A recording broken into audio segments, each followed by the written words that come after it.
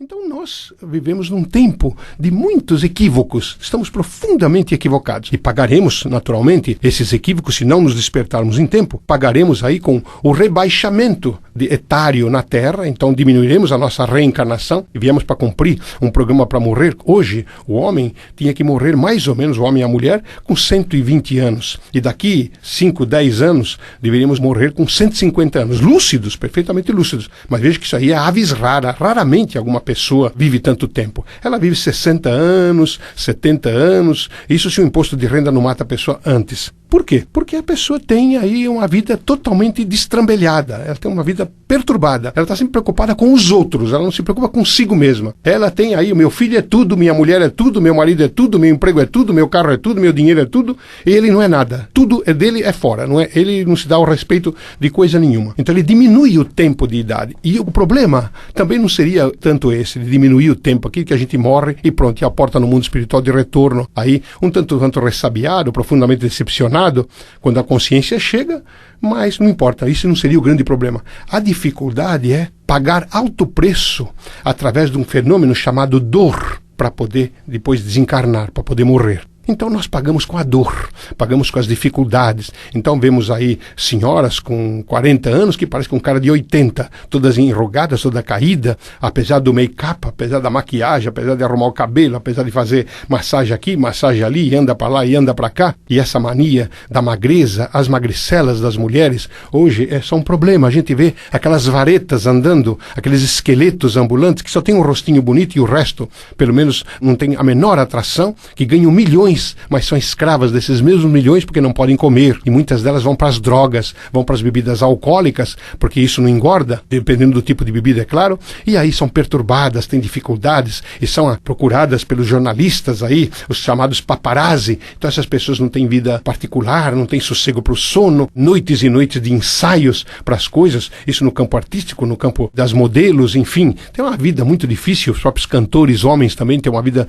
profundamente exacerbada. Então a pessoa diminui o tempo da Terra, o que não seria grande coisa. O problema é pagar com a dor, isso, como dizíamos antes, pagar com a doença, que é a grande dificuldade aí do momento. Então não haveria uma maneira de modificar isso? Claro que há maneiras tantas. Veja, o orientalismo é muito mais rico do que o ocidentalismo. Embora vibratoriamente o ocidental, ele quer trazer o orientalismo para dentro da própria expressão dele, não consegue, porque o oriental tem outro campo vibratório, é outra maneira de viver, é outro tipo. E o ocidentalista, ele inveja o orientalista, que vive muito mais tempo.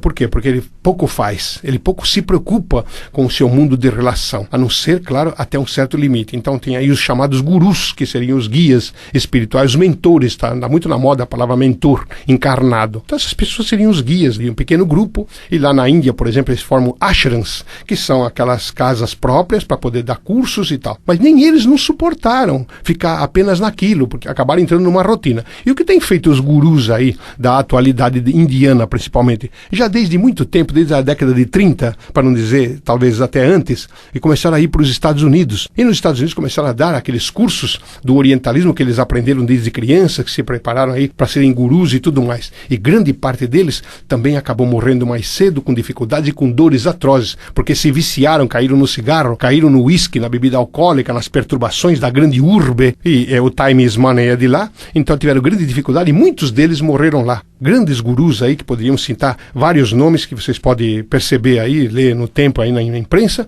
você vê que muitos deles morreram porque foram tragados pela própria síndrome, pela própria opressão, pela ansiedade, não é? Essa depressão, esse estresse que o ocidental acabou envolvendo esse oriental, e ele teve dificuldades e acabou não suportando. E outros espertamente, quando perceberam que estavam sendo agarrados por essa pressão, por essa síndrome de pânico, esses estresses, essas obsessões, né? Esses transtornos compulsivos, obsessivos, essas dificuldades aí, o que fizeram? Tomaram o seu avião e retornaram para a Índia, e lá estão até hoje. Muitos deles já desencarnaram com idade muito avançada, e outros já estão aí com idade avançada ainda trabalhando aí e tudo mais. Então, por quê? Por que o ser humano ele tem que chegar numa condição dessa? Por que ele não para se enxergar, já que ele é detentor do livre-arbítrio? Não, ele não quer parar para enxergar. E aí o que ele faz? Porque ele não quer enxergar-se, ele quer que alguém enxergue por ele. Então aí o que ele faz? Ele mergulha ou para o psicólogo, então ele faz análise, 450 anos que ele vive na Terra, ele quer fazer análise o tempo todo, ou ele busca um guru, e esse guru pode ser um religioso, pode ser um médium espírita orientador, pode ser um pastor da igreja, de uma das igrejas aí, das mais de 3.000 ramificações protestantes,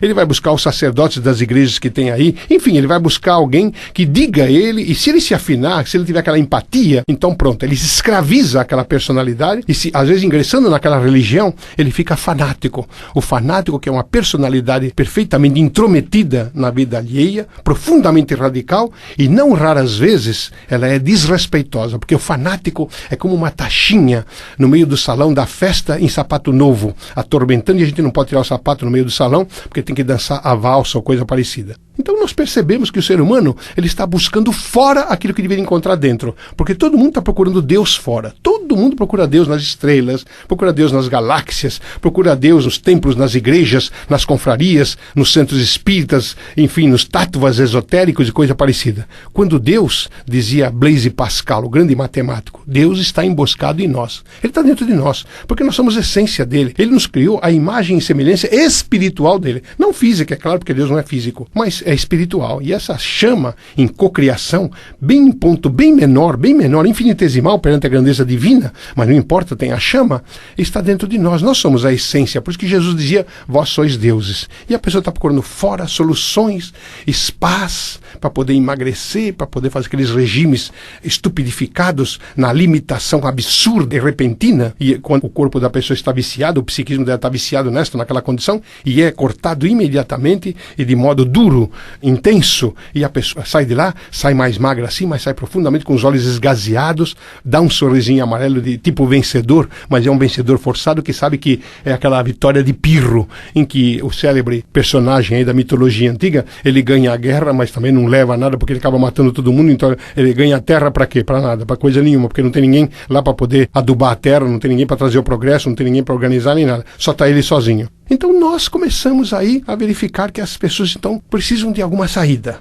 Que saída é? Bem, a saída pode ser o culto religioso, depende de como você faz, como você vai encarar esse culto religioso. É aí a turnê de lazer, vai viajar num transatlântico, ou vai pegar um avião e vai viajar a vários países para ver tudo aquilo que eu já falei, ou vai ficar em casa sentado numa poltrona vendo programas televisivos, ou vai ler um ou outro livro para depois cair de sono e de tédio, porque você não está acostumado, e às vezes nem a leitura você sabe escolher, quanto menos programas de televisão, o programa de televisão lá que você deveria assistir, não assiste porque aquilo é tão enfadonho, é todo dia a mesma coisa que você então não sabe como sair e você se fecha no sono. E quando você se fecha no sono, você dorme na poltrona, aí com um copo de uísque do lado, se é que você tem poder aquisitivo para isso, não é a cerveja mesmo, senão é a cachaça, e fica ali, ou então pega o jornal para poder ver a notícia de crime, ou ver a notícia daquilo que se chamava esporte. Era um esporte antigo, que era uma coisa muito boa um tempo, e que agora chama-se futebol, que é uma verdadeira praça de guerra, em que um do time contrário quer matar o outro do time aí que está favorito e coisas parecidas. Então você vê que a vida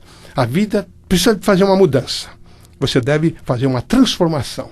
É uma necessidade de você mudar. Proposta espírita.